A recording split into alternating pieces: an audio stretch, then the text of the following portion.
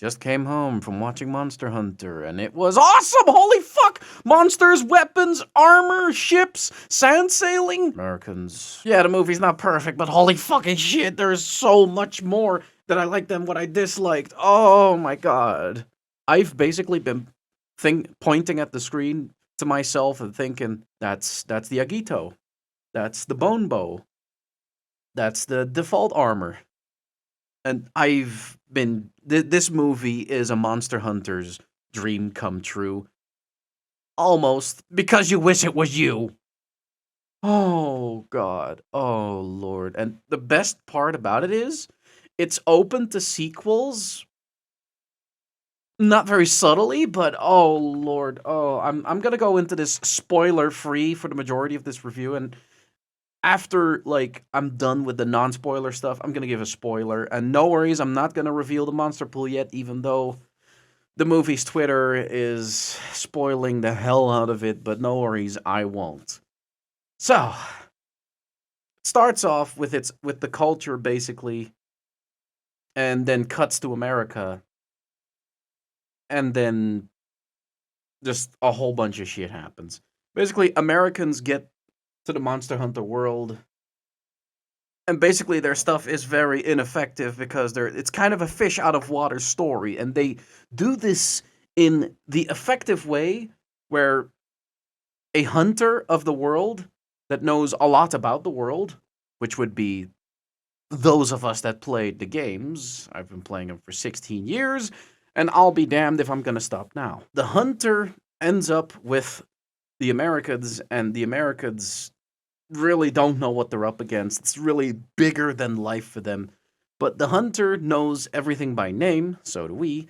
And Mila Jovovich is basically the character for those that don't know what Monster Hunter is, but saw that the movie poster, saw the trailer, and thought, this looks kind of cool. Even though when I saw the trailer, I was kind of thinking, like, oh no, please don't let it be me American, me invade, me be big strong, me solve your problems because me American, me big, me smart. No, it wasn't like that.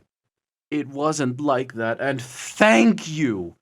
Thank you for that. Holy hell. Oh, I was so afraid this was going to be one of those movies that's going to, like, sink down somewhere in the bottom of the pit. But no. As a Monster Hunter fan, watch this movie. As a non-Monster Hunter fan, look at the trailer, and if it kind of catches you, like, it's not as American as you think. It's not like that at all. Oh, I'm gonna buy it on Blu-ray and I'm gonna watch it again, definitely. I could go see it again in theaters, but I kind of want to wait until, like, some time has passed and I can see it again and just geek out over them using so much of the game, of all the games, really, because there's even monsters that aren't from Monster Hunter World in there, but I'm not gonna spoil that. Oh, I need to take a drink. Oh my lord. The story is super simplistic. Like, from within 5 minutes of it, you already see where it's gonna go. And you know what? That's okay. Because the obstacles that they have to overcome is so geniusly in lore with the games that it is just beautiful. The special effects, I am honestly still amazed at how good my boys looked.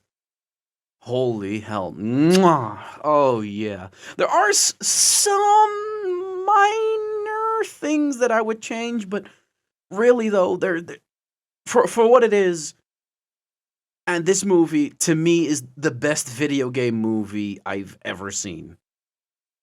And I've seen a lot. And it was a lot of shit. But this is not. This is not shit. I like it. I love it. I want a sequel, basically. Yes, and I'm pretty sure that the way that the movie is set up, that it's open to sequels. So if it's a success, we're gonna maybe, hopefully, kinda get a sequel. But I really went in thinking this is gonna be terrible based off of the trailer alone. But no, it is great. And all right, so basically, for the spoiler-free part, If you want to see this movie and you're a Monster Hunter fan, as a fan, you'll love it. Almost guaranteed butt fucking tea it. As for the rest of you that are still kind of like thinking, I don't know, I maybe need a few more details. Well, here's the detailed part. Therefore, spoilers. The Americans end up through a storm in the Monster Hunter's new world, and there is a hunter there that is also stranded, but you don't know why. Like, you kind of think that he's scouting, but he's not. Then he sees them, then he gives them a signal, and basically tries to get their attention to come to him. But they think it's an enemy, they shoot at him, and what do you know? It's a Diablos. Diablos. Oh, what I love about this movie is they show the monsters a lot, but they do it in a way where you don't get used to the monsters and you don't really lose the threat of seeing those monsters. And for a majority of the beginning of the movie, it actually kind of plays out like a horror movie. I was surprised, and here's another spoiler. Nurskilla is in the movie. Yeah, the spider. I am not a fan. Definitely not. I hate spiders, and what they did for that part of the movie kind of made my toes curl. But after that was all said and done, like when they were finally done with the spiders, had a sigh of relief and was ready for what was to come. And what was to come, oh god, it's. There's so many times I said, "Oh, they're gonna do this thing," but no, they didn't. And the fact that she speaks English and the hunter doesn't kind of adds to this whole fish out of water feel that you could speak English, but as soon as you say Diablos, you're like, what the hell is oh, but no. And basically throughout the movie there's so much fan service sprinkled in. Think armors, think weapons, think skills, even jumping attack from the great sword. Let's see what else. I literally just came home and I'm the movie is still going at 1,000 miles an hour through my head. Okay, as for the monster pool, in specific order of what you see first: Diablos, Nurskilla, Kaphalos, Apsaros, Raphalos, and Gormagala. Now you might be thinking to yourself, Gormagala? That's a peculiar pick, and so did I. When Gore showed up after Raphalos died, I thought to myself, that's a weird looking Raphalos. But then he got closer and we're like, no. The fact that off of silhouette alone, you're able to recognize the monsters as well as they did really shows how much attention and care went into the design of the monsters in the games. And even the characters that are in this movie really express a lot. Like you feel like they have this really advanced culture already, but you don't really see much of it. You just basically see them going towards the place where the main character already had to go because it impacts their world as much as it impacts ours, and dear lord, does it impact ours in the end. So after some meetups, you even see a Palico. The chef Palico from Monster Hunter World is in this, and he does that little cooking animation. Mwah, yes. Oh my god, yes. And then a little bit later, after a fight with Raphalos, the main character ends up back in her own world, and what do you know? Raphalos followed her and tears the wings off of a plane, which makes it crash down. Oh, such a king. Raphalos is such a king. The bow and arrow is probably the weapon that gets the most love in this movie, and it kind of